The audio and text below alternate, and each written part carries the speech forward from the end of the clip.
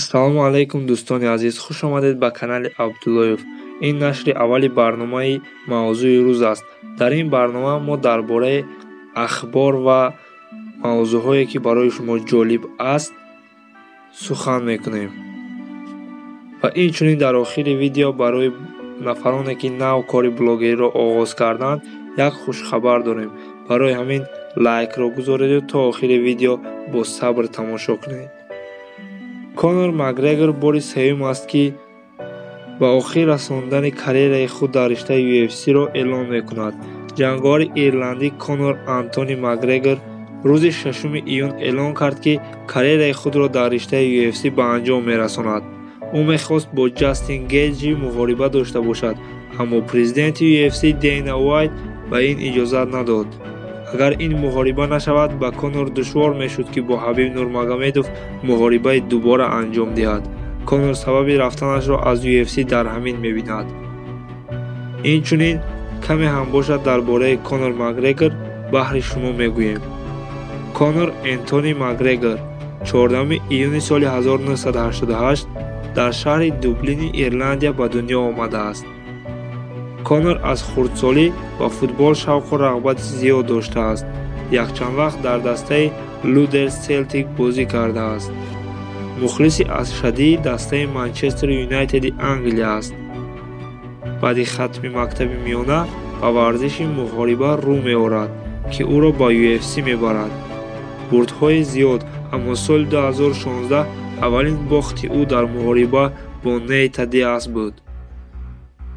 16 апрели соли 2016 аввалин бор Макгрегор ҷамъбаст намудани карьераи худро эълон намуд. дар ин бора дар твиттери худ менависад: «Ман қарор додам аз варзиш равам ҷавонон. Раҳмат ба ҳамаатон. Баъдан мебинем». 2 рӯз баъд санаи 21 апрели соли 2016 дар саҳифаи фейсбуки худ навист ки намехоҳад карьераи худро ба анҷом расонад ва мехоҳад дар мусобиқаи UFC 200 иштирок намояд. 20 августи соли 2016 дар мусобиқаи UFC 202 муҳорибаи дубораи ӯ бо Диас баргузор гардид, ки ин дафъа Конор ғолиб баромад.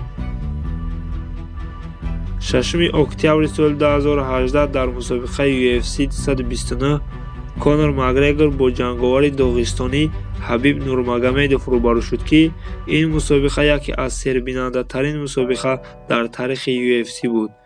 дар ин муҳориба Ҳабиб бо усули буғӣ кардан Конорро шикаст дод.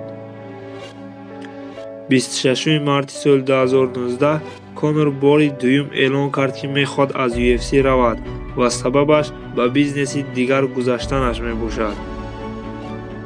моҳи декабри соли 2019 UFC муҳорибаи Макгрегорро бо Доналд Сероне эълон кард, ки ин муҳориба 18 январи соли 2020 баргузор гардид. дар ин муҳориба Макгрегор дар 41 сонияи раунди аввал Серонеро бо нокаут мағлуб кард. ва чӣ тавре ки медонед, аллакай бори сеюм мешавад ки Макгрегор дар бораи аз UFC рафтани худ эълон мекунад. вале ин дафъа низ ҳеҷ кас ба боварӣ гуфта наметавонад, ки оё Макгрегор аз UFC меравад ё не.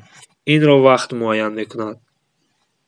акнун барои блогероне ки нав кори худро оғоз кардаанд, мо мехоҳем дар як видеои якчанд канали блогерони наве ки кори худро нав оғоз кардаанд ҷамъ намуда як реклама ташкил диҳем. албатта ки ин реклама бепул аст ва киҳо метавонанд каналҳои худро дар ин реклама ҷой диҳанд? ҳамон блогероне ки тақрибан дар каналашон аз 3 видео зиёд доранд ва видеоҳояшон дузӣ нест, яъне ки худашон видеоҳоро тайёр мекунанд. ва ногуфта намонад каналҳои ба монанди клипбайтҳо, яъне ки беҳтарин байтҳои эронӣ, тоҷикӣ, чунин клипҳоро мо дар он реклама ҷой кардан наметавонем. барои ҳамин каналҳое ки танҳо барои нафъи мардум, яъне ба фоидаи мардум аст, ё ин ки каналҳое ки блогерон аз таҳти дил кӯшиш мекунанд ки ба мардум чизе расонад, ҳамин гуна каналҳоро реклама мекунем.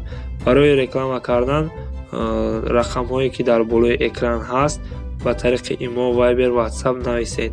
аз шумо хоҳиш карда мешавад ки занг назанед, ба занги шумо ҷавоб дода наметавонем.